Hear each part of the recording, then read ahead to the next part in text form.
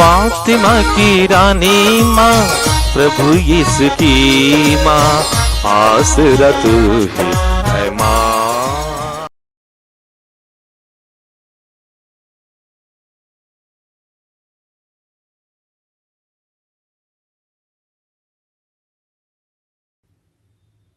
पहला पाठ। नबी नेहम्याह का ग्रंथ,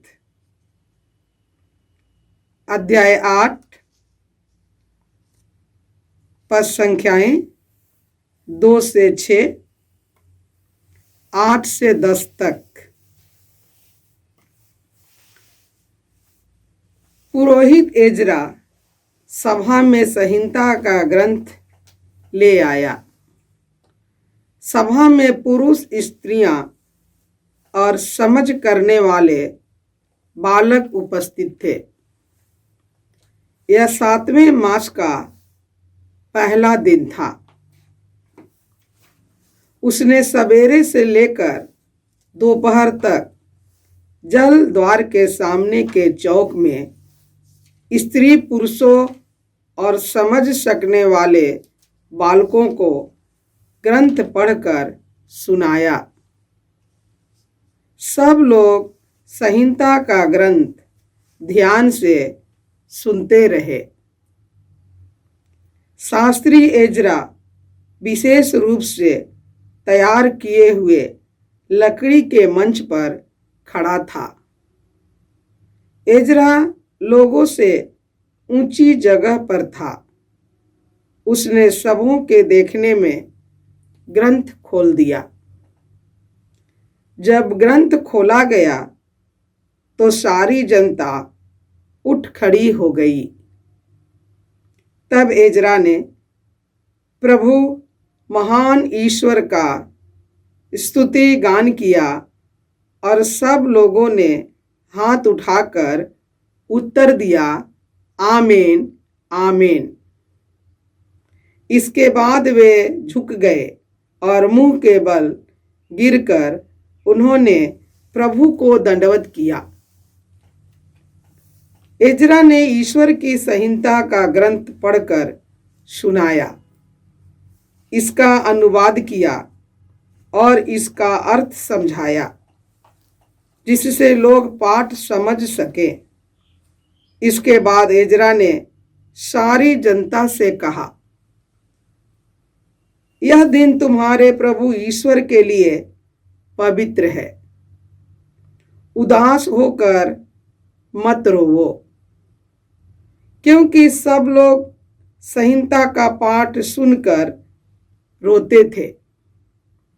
तब उसने कहा, जाकर रसदार मांस खाओ, मीठी अंगूरी पी लो और जिसके लिए कुछ नहीं बन सका उसके पास एक हिस्सा भेज दो, क्योंकि यह दिन हमारे प्रभु के लिए पवित्र है।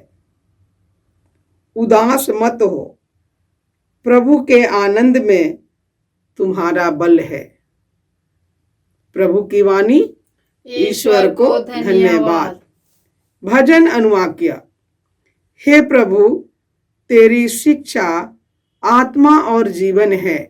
हे प्रभु, तेरी शिक्षा आत्मा और जीवन है। प्रभु का नियम सर्वोत्तम है। वह आत्मा में नवजीवन का संचार करता है। प्रभु की शिक्षा विश्वसनीय है। वह अज्ञानियों को समझदार बना देती है। अनुवाक्य। हे प्रभु, तेरी शिक्षा आत्मा और जीवन है। हे प्रभु, तेरी शिक्षा आत्मा और जीवन है। प्रभु के उपदेश सीधे साधे हैं। वे हृदय को आनंदित कर देते हैं। प्रभु की आज्ञाएं स्पष्ट है। वे आँखों को ज्योति प्रदान करती है। अनुवाक्य। हे प्रभु, तेरी शिक्षा आत्मा और जीवन है। हे प्रभु, तेरी शिक्षा आत्मा और जीवन है। प्रभु की वाणी परिशुद्ध है, वह अनंत काल तक बनी रहती है। प्रभु के निर्णय सच्चे हैं, वे सब के सब न्याय संगत हैं। अनुवाक्य, हे प्रभु, तेरी शिक्षा आत्मा और जीवन है। हे प्रभु, तेरी शिक्षा आत्मा और जीवन है। हे प्रभु, तू मेरा सहारा और मुक्तिदाता है। मेरे मुख से जो शब्द निकलते हैं और मेरे मन में जो विचार उठते हैं, ये सब के सब तुझे अच्छे लगे। अनुवाक्य, हे प्रभु, तेरी शिक्षा आत्मा और जीवन है।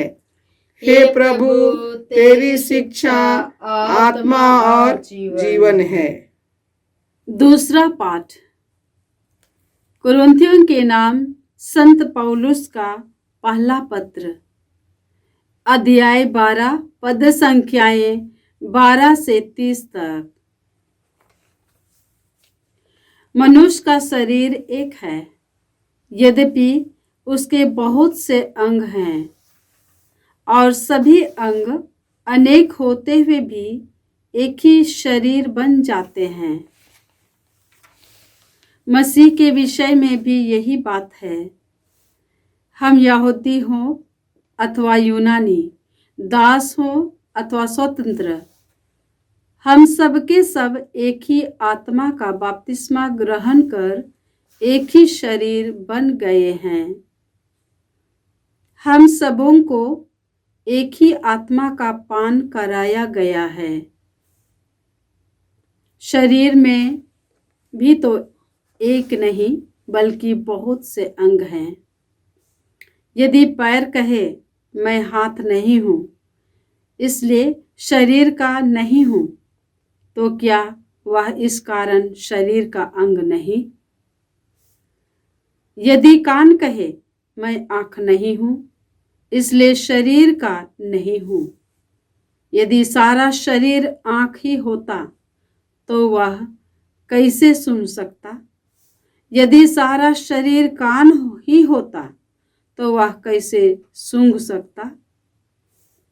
वास्तव में ईश्वर ने अपने इच्छानुसार शरीर में हर एक अंग को अपनी अपनी जगह रख दिया है। यदि सबके सब एक ही अंग होते तो शरीर कहाँ होता? अब तो बहुत से अंग होने पर भी एक ही शरीर होता है।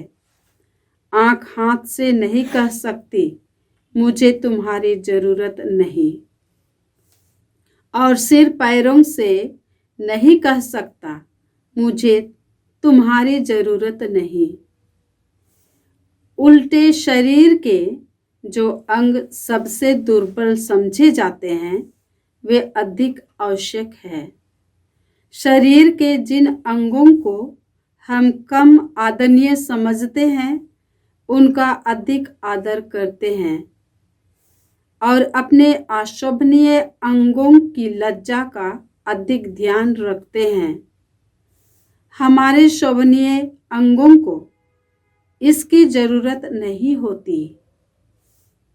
ईश्वर ने इस प्रकार शरीर का गठन किया है कि जो अंग कम आदरणीय है उनका अधिक आदर किया जाए। कहीं ऐसा ना हो कि शरीर में फूट उत्पन्न हो जाए, बल्कि उनके सभी अंग एक दूसरे का ध्यान रखें।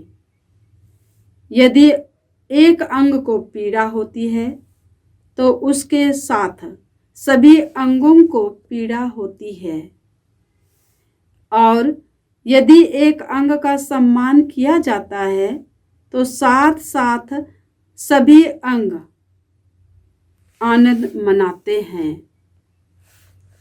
इसी तरह आप सब मिलकर मसीह का शरीर हैं, और आप में से प्रत्येक उसका एक अंग है। ईश्वर ने कलीसिया में भिन्न भिन्न लोगों को नियुक्त किया है। प्रथम प्रेरित, दूसरे भविष्यवक्ता, तीसरे शिक्षक, तब चमत्कार दिखाने वाले, इसके बाद स्वस्थ करने वाले, सहायक, प्रशासक, अनेक भाषाएं बोलने वाले। क्या सब प्रेरित हैं? सब भविष्यवक्ता हैं? सब शिक्षक हैं? सब चमत्कार दिखाने वाले हैं? सब स्वस्थ करने वाले हैं? सब भाषाएं बोलने वाले हैं? सब व्याख्या करने वाले हैं? प्रभु की वाणी। ईश्वर को धन्यवाद। जय घोष। alleluia, alleluia। प्रभु ने मुझे दरिद्रों को सुसमाचार सुनाने और बंदियों को मुक्ति का संदेश देने भेजा है। alleluia। प्रभु आप लोगों के साथ तो हो और आपकी आत्मा के साथ। संत लूकस के अनुसार प्रभु यीशु ख्रिस्त का पवित्र सुसमाचार। हे प्रभु तेरी महिमा हो।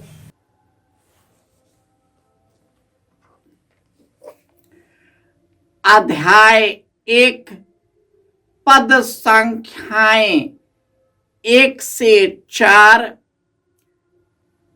4, 14 से 21।